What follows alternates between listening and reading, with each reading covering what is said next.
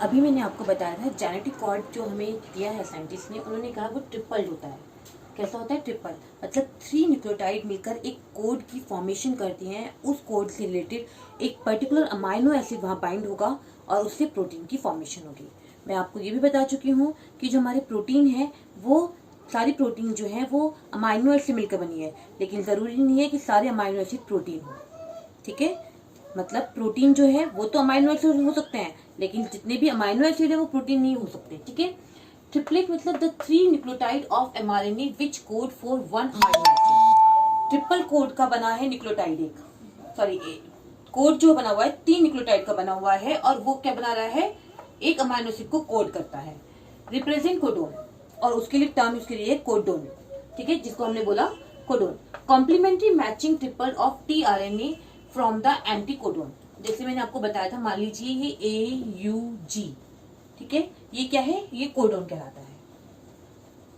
ये एक particular amino acid को ही बाइंड करेगा। इसका कॉम्प्लीमेंट्री क्या होगा? UAC। इसको हम बोलते हैं एंटी कोडोन, क्योंकि ये इसके अगेंस्ट आके यहाँ पर बाइंड करा है। तो वही उन्होंने कहा है complementary matching triple of tRNA। tRNA लेके आता है उसका मैचिंग या कॉम्प्लीमेंट्री ट्रिपल एंटी कोडोन और बाइंड कराता है, और इसके बाद एक प्रोटीन की फॉर्मेशन होगी। तो प्रोटीन सिंथेसिस जो स्टार्ट होती है उसका जो इनिशिएशन कोडन है, याद कीजिए इनिशिएशन का मतलब जो चीज स्टार्ट करे। तो इनिशिएशन कोडन कौन है? AUG, या इसको मिथुनिन, क्योंकि ये मिथुनिन यहाँ पर आकर बाइंड करता है, या इसको मिथुनिन भी कहा जाता है। नॉन सेंस कोडोन, मैंने आपको पहले बताया था हमारे पास 4 न्यूक्लियोटाइड हैं, और उन्होंने कहा हमारे साइंटिस्ट ने कि 3 कोड का एक कोडोन बनता है। ठीक है, या 3 न्यूक्लियोटाइड का एक कोडोन या एक कोड की फॉर्मेशन होती है।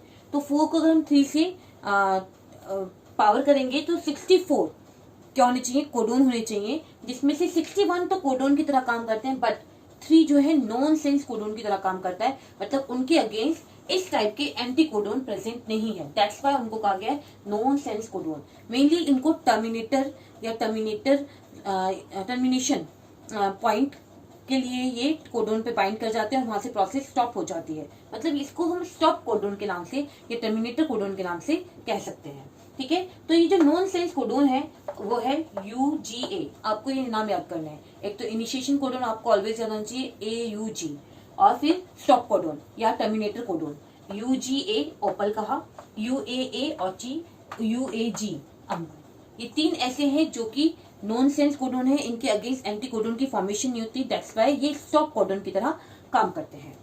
डीजेनरेटेड का मतलब है, उन्होंने कहा है कि एक पर्टिकुलर कोड के लिए पर्टिकुलर अमाइनो एसिड ही होगा। ठीक है, या आप ये कह सकते हैं कि जैसे फिनाइल एनिलीन है, उसके लिए ये कोड भी काम कर रहा है और ये कोड भी काम करता है। मतलब अगर ये कोड है तब भी फिनाइल एनिलीन की फॉर्मेशन होगी, ये कोड है तब भी फिनाइल एनिलीन की फॉर्मेशन करता है।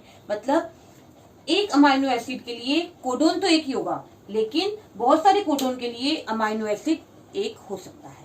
ठीक है, यूनिवर्सल, चाहे प्रोकैरियोट्स हो, यूकैरियोट्स हो, वायरस हो, कोई भी हो, उनके लिए सब कोडोन एक जैसे फंक्शन कर रहे हैं। जैसे कि मैंने यहाँ पर एक चार्ट लाइक स्ट्रक्चर बनाया हुआ है। ठीक है, हमें 64 कोडन बनाना है, तो हमने क्या किया? 16 का बॉक्स बनाया, एक बॉक्स में 4 कोडन मैंने रखे हुए हैं। देखिए UCAG, जिस तरह से हमने मेंडल के उसमें डाई हाइब्रिड का क्रॉस कराया था, बिल्कुल वैसे यहाँ पर कर रहे हैं हम। UCAG सेम यही सिक्वेंस आपको लिखनी है। UCAG सेम यही सिक्वेंस आपको इन चारों के पास ऐसे लिखनी है। UCAG मिक्स कर लीजिए। UUU पहला कोड, UUC दूसरा कोड, UUA तीसरा कोड, UUG। इस तरह से करके आप पूरा चार्ट बना सकते हैं और उनके सामने उनके अमाइनो एसिड लिखे हैं। तो आप देखेंगे पर्टिकुलर अमाइनो एसिड के लिए पर्टिकुलर कोडोन फंक्शन कर रहा है। ठीक है, एक अमाइनो एसिड के लिए बहुत सारे कोडोन हो सकते हैं, लेकिन एक कोडोन के लिए एक अमाइनो एसिड ही वहां पर प्रेजेंट होगा। मतलब अगर आप चाहो कि ये कोड है और यहाँ पे इसके लिए कभी फिनाइल एनिलीन आ जाए या मिथ्योनिन आ जाए, तो वो नहीं होगा। एक फिनाइल एनिलीन के दो कोडोन हो सकते हैं, लेकिन एक कोडोन का सिर्फ सिंगल अमाइनो एसिड ही प्रेजेंट होगा। यूनिवर्सल इसलिए कहा क्योंकि ये जो कोडोन की हमने सीक्वेंसिंग यहाँ शो की है वो प्रोकैरियोट्स में, यूकैरियोट्स में, यहाँ तक कि वायरसेस में भी यही रहेगी।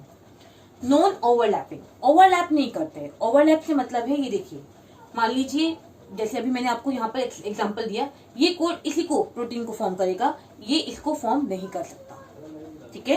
सेम ये कोडोन इसको क्या करेगा, अमाइनो एसिड को कोड करेगा, ये इसको कोड नहीं करेगा। तो ओवरलैप नहीं करेंगे, भले ही चाहे इसके 2-3 कोड हों, लेकिन इस पर्टिकुलर के लिए यही होगा, ठीक है। कोमालेस, आप देखेंगे अभी मैं आप लोगों को प्रोटीन सिंथेसिस पढ़ाऊंगी, जब एमआरएनए की फॉर्मेशन हो जाएगी, AUGC